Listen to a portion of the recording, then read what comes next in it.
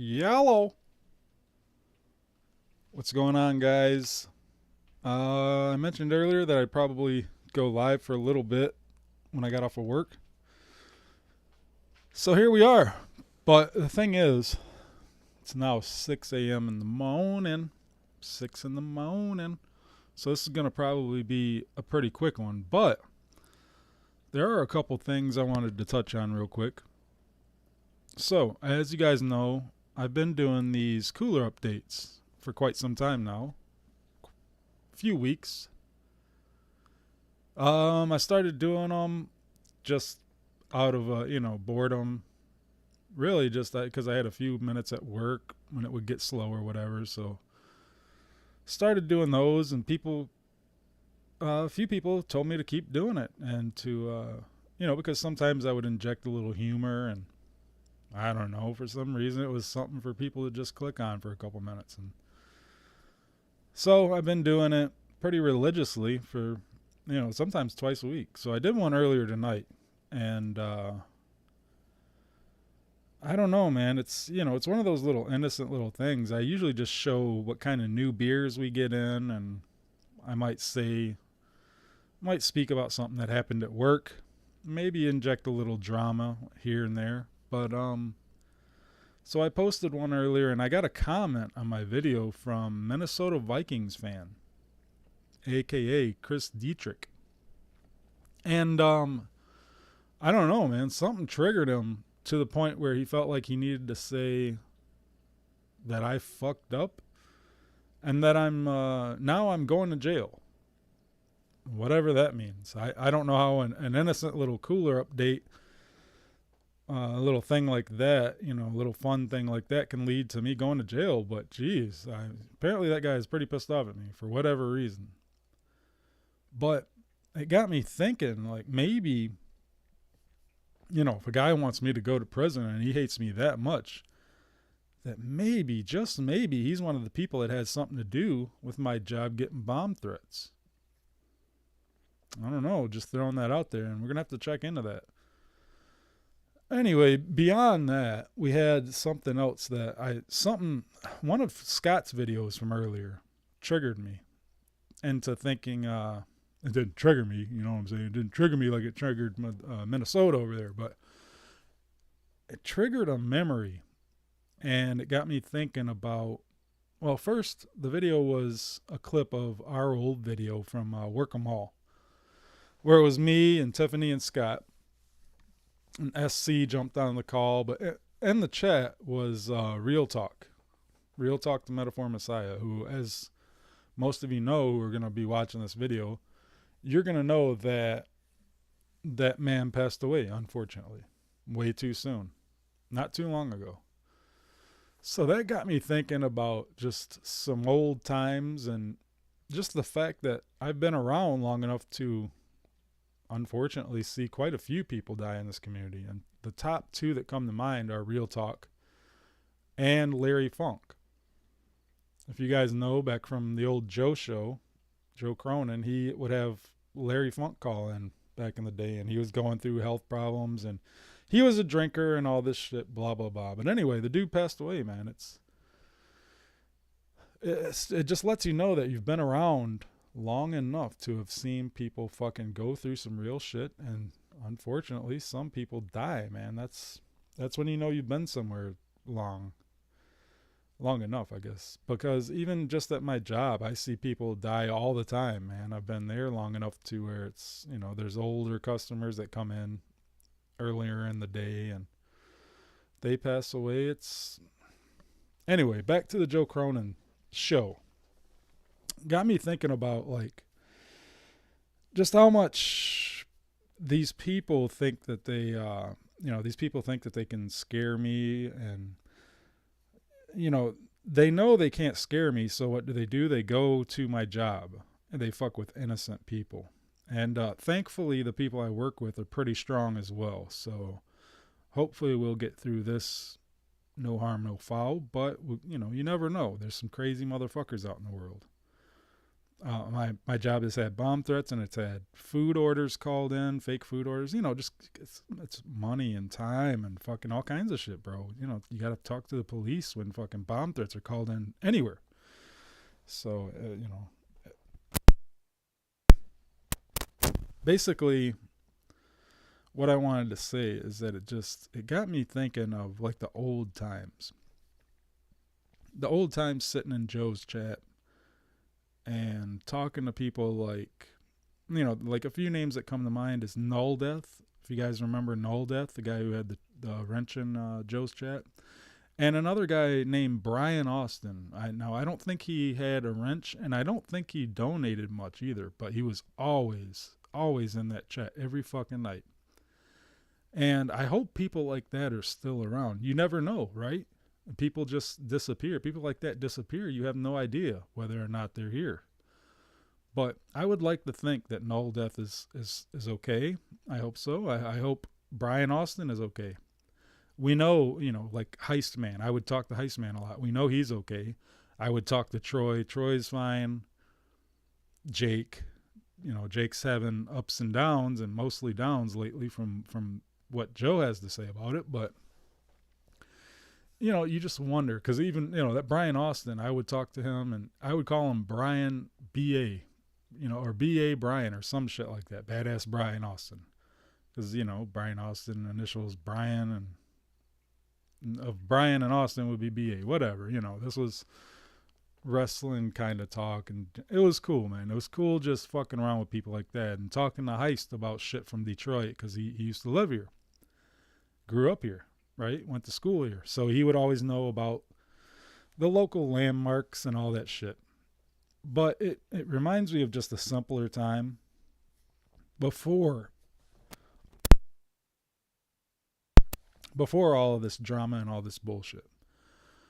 So also I wanted to bring up the fact that my old name was C.E. Moore 313. Now, if you look at that, that's my first two initials, my full last name, and my fucking area code, right?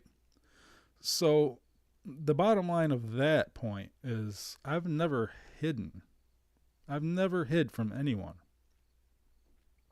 And I don't know what that says about me other than I'm not afraid, which that should be very clear to all you fucking slimy cocksuckers who try to come after me. But also, I surround myself with people that would help me and the people around me not be afraid, if you know what I'm saying. So, for anyone, for you guys know that my name was out there with my area code and all this shit, and I've never hidden any of that. It's like, dude, why would it ever creep into your mind that you can fuck with me? I am literally unfuckwithable. I gotta pound that into your fucking thick skulls right now. And like I said, this is gonna be a long, dark winter. People don't need to get triggered at me for shit that other people have done. You guys gotta understand that all these other people are the ones who were your enemies way before I was. I was always just warned that you were all garbage human beings by YR and Scott and other people. So, now that you want to come after me, you gotta be willing to take what comes with that, and don't get so triggered. Don't get butthurt. And if you're afraid, that's on you. That obviously means that you've done some shit to warrant me coming after your ass. That's it. That's all there is to it. So all this bitch assness, the bitch assery, you can save all that shit. Save it. We have people like, we have a bunch of older people as well that are still in this community just under different names, and they contact me once in a while. And they're like, hey, yeah, that account? Yeah, that's really me. I can't fuck with my other account because blah, blah, blah. These people have my name, blah, blah, blah. These people fuck with me and my family, yada, yada, yada. So that tells me that I've obviously gained some trust with some people, and for good reason. You can go back on my channel, go through all the videos that I have on here, and you'll see that at one time or another, I have had decent conversation and I've gotten along with just about everyone. Now, if shit has happened, you guys need to look at the names that keep popping up time and time again.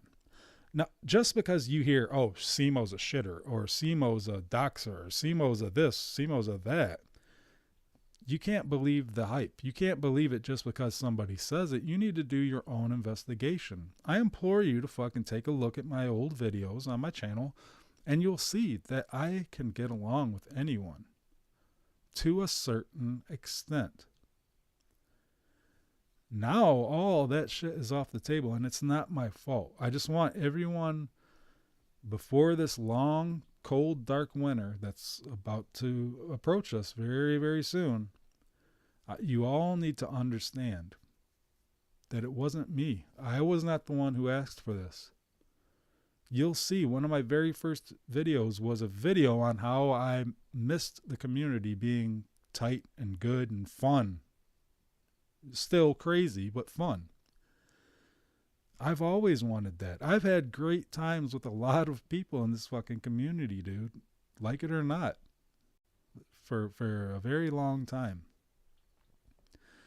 So just watch the videos, ask around, and you'll find out. You'll find out who is really the piece of shit in this whole situation. I'm ready, but I was born ready.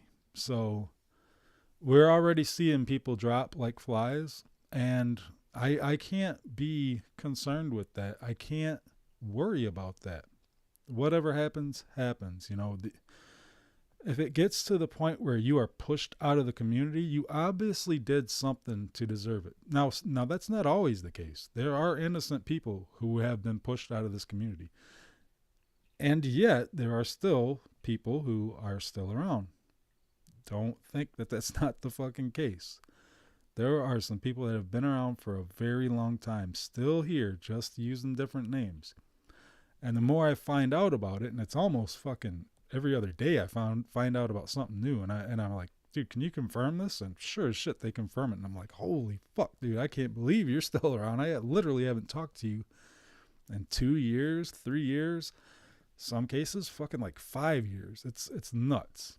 But, I mean, if you think about it, it's not that nuts because fucking, if you got a phone, you can jump on YouTube, right? It's not a big deal, but that video earlier just got me thinking about some people who have died, and, it sucks that in some senses, one or two people may have had problems with a lot of people before their passing, and that's unfortunate. But I'd rather people be completely real, even if they got to go out being real. That's much more respectable in my eyes. And I mean, that's about all I had to say, man. This is a quick episode. Fucking shit's coming. Fuck around and find out. All of that shit, baby. We're just getting started over here. I get a chill up my spine just thinking about it, man. It's gonna get cold. It's gonna get cold. It's gonna get dark. It's gonna get lonely. What can I say, man? A lot of people brought this upon themselves, and for all you people who love to see the chaos, you're welcome, because this is for you. You're really going to have a hell of a time watching all this unfold. And Bonald Ruth, how you doing, man? Good to see you. What time is it? 6:20 in the morning, bro. Good to see you, homie. I miss the days when it was fun. Yeah, Bonald Ruth, you absolutely remember the good times. And yeah, it's a shame, bro. It really is. Canadian Army, salute to you. 10-4. And I'll catch you guys next time, man. You all have a wonderful day. And around here, we don't end it with any goodbyes. We don't say goodbyes around here. We just keep it to a simple yellow.